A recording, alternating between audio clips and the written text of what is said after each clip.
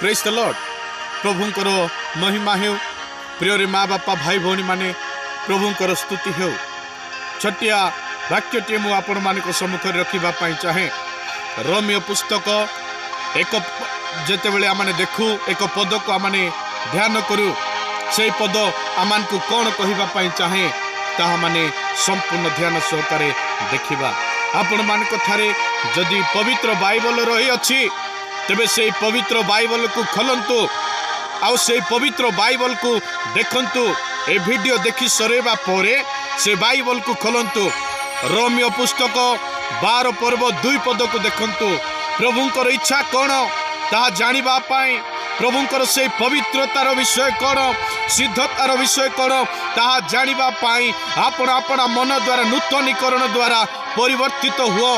वर्तमान जगतर अनुरूपी हुंतु ना। प्रिय माँ बापा भाई भौणी पुओ झील माने प्रभुंकर दास दासी आज आमर जीवन को आम देखू। जो माने वीडियो को देखुचंती निज को पचारंतु आपण माने संपूर्ण परिवर्तित होइचंती कि नहीं। परमेश्वर वाक्य ताहा कहबा पई चाहे।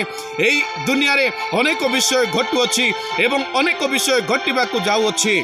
आ जहाँ भी घटिबो ताहा परमेश्वर ताहांकर लोकमान को जणैबे। ताहांकर लोकमान को न जणाई से किछि करिवे नाही। ताहांकर लोकमान को जणाई ही से किछि करिवे। एणु ताहांकर इच्छा कौन कौन करबा पाई चाहती ताहा जानिबा पाई हेले निजर नूतनीकरण मनर नूतनीकरण द्वारा परिवर्तित हुओ परिवर्तित हुओ परिवर्तित हुओ। निजको पचारंतु पूर्वरे जेपरि आपण माने थिले एबे मध्य सेपरि अछंती कि। पूर्वरे जेपरि आपण मानकर आचार व्यवहार थिला एबे मध्य से प्रकार आपण मानकर आचार व्यवहार अछि कि। तेबे परमेश्वरकर वाक्य आज आमनको सिखाउची जे मनर नूतनीकरण द्वारा नूतनीकरण हे परमेश्वरଙ୍କ ठारे संपूर्ण परिवर्तित होंतु। आपण मानकर भाषा को परिवर्तन करंतु, आपण मानकर चिंता को परिवर्तन करंतु। देखंतु परमेश्वरଙ୍କର इच्छा कोन ताहा जानिबा पई चेष्टा करंतु। प्रिय माँ बापा भाई भौणी पुओ झियो माने परमेश्वर जहाँ भी करिवे ताहा आपण मान को कहिबे। एणु परिवर्तन होंतु।